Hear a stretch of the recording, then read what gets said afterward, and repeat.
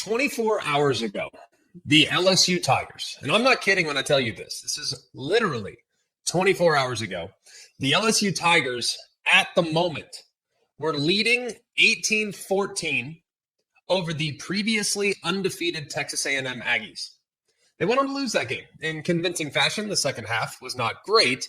And here, less than 24 hours later, LSU is going to be looking for a new head coach. Fourth-year head coach Brian Kelly has been fired by the Bayou Bengals. They had lost three out of four.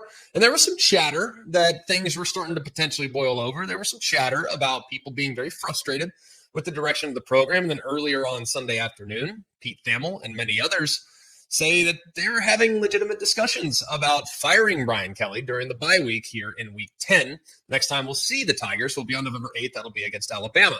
Sounded like a lot of those discussions that were being had behind the scenes were in negotiation between Brian Kelly, his agent, and LSU about his possible buyout. Maybe they could save some money, potentially. He's owed $54 million in buyout dollars.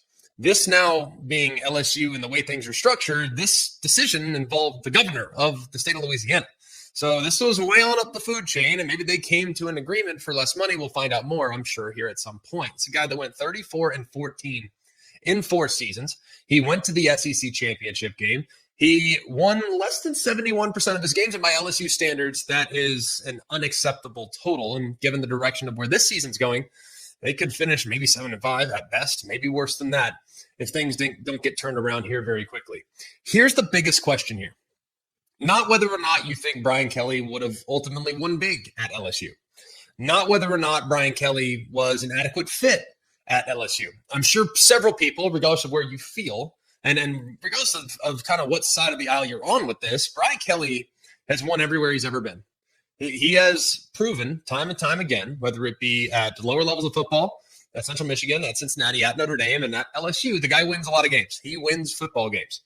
Now, I don't think anybody at this point is questioning his acumen as a football coach. The guy's a future Hall of Famer, and we'll probably get in at some point here sooner than later. The one thing missing on his resume was a national championship, and that's why he went to LSU. They paid him a boatload of money to come. He left. It was a very good situation at Notre Dame, went to LSU, and thinking that it might be a little bit more manageable to attract the players there, given the footprint, given the amount of talent that he has access to in the state of Louisiana.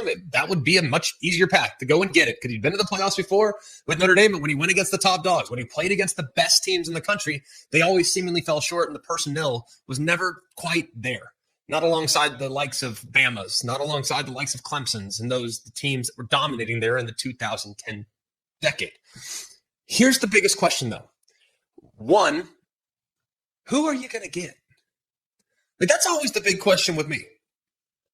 Because if you're going to decide to part ways from Brian Kelly, if you feel as though, hey, you know what, it's just not working the way we want it to work, maybe if there's a differing in philosophy between the administration and those that support the program and the way Brian Kelly's currently running it. If there's a disagreement there, then by all means, I understand. Like, hey, I'm not in charge of the LSU program, but if you feel like there's a disagreement there and it can't be fixed, and you feel like you need to move on, so be it.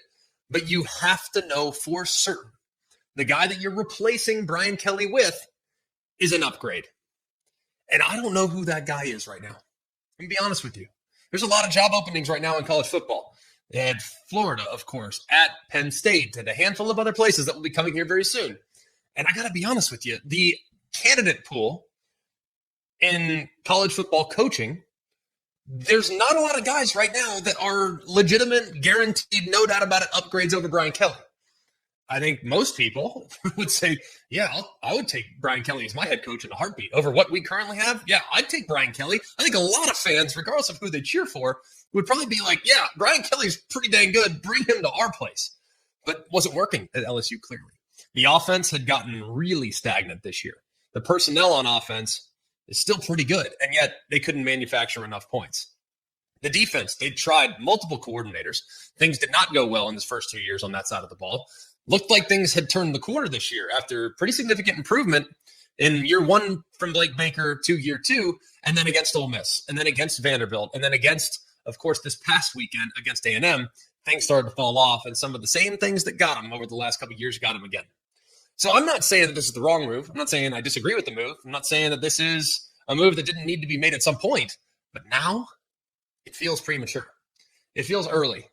Unless, without question, they have some type of inside information at LSU, and the administration has inside information at LSU that, hey, we have a big fish on the line, and he wants to be the coach at LSU, then this to me is a move that does feel like it's been a bit rushed. I understand that LSU hasn't looked great in these last 4 games. I get that. I understand that really LSU, since the Clemson game, hasn't looked great overall. They didn't look great against Louisiana Tech. They didn't look great against Florida, especially on offense. They did turn them over 5 times. They didn't look great against Ole Miss. They didn't look great against Vanderbilt, and they certainly didn't look great this past weekend against Texas A&M in the final 2 quarters of that game.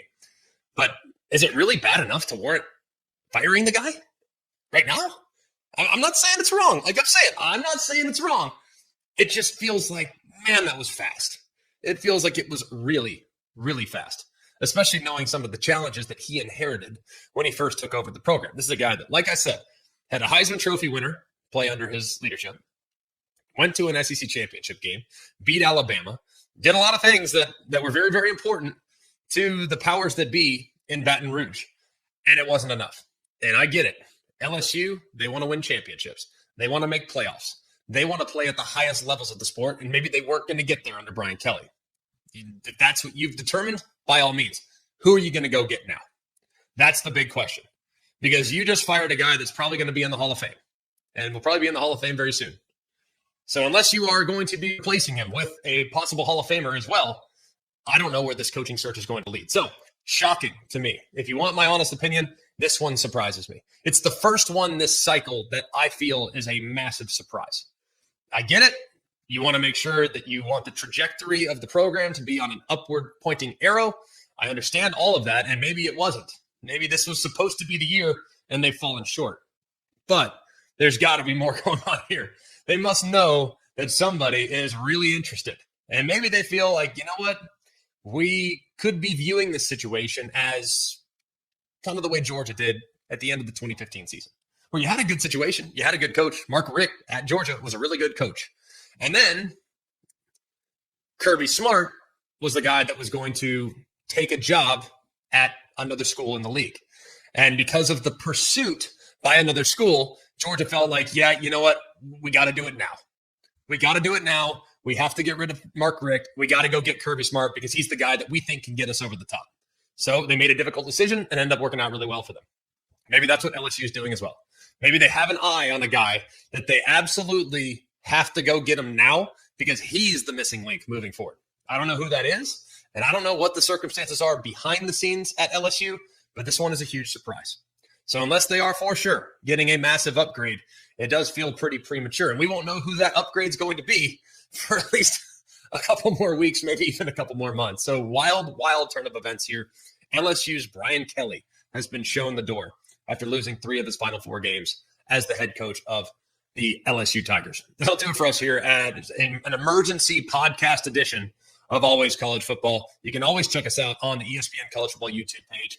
We will do these probably, just knowing how things have gone up to this point, we'll probably be doing these every week. Now, given how crazy this coaching carousel has already gotten and how crazy it's likely going to get here in the next few weeks. So check us out. We will do more of these here in the weeks to come. But man, a shocker down in Baton Rouge.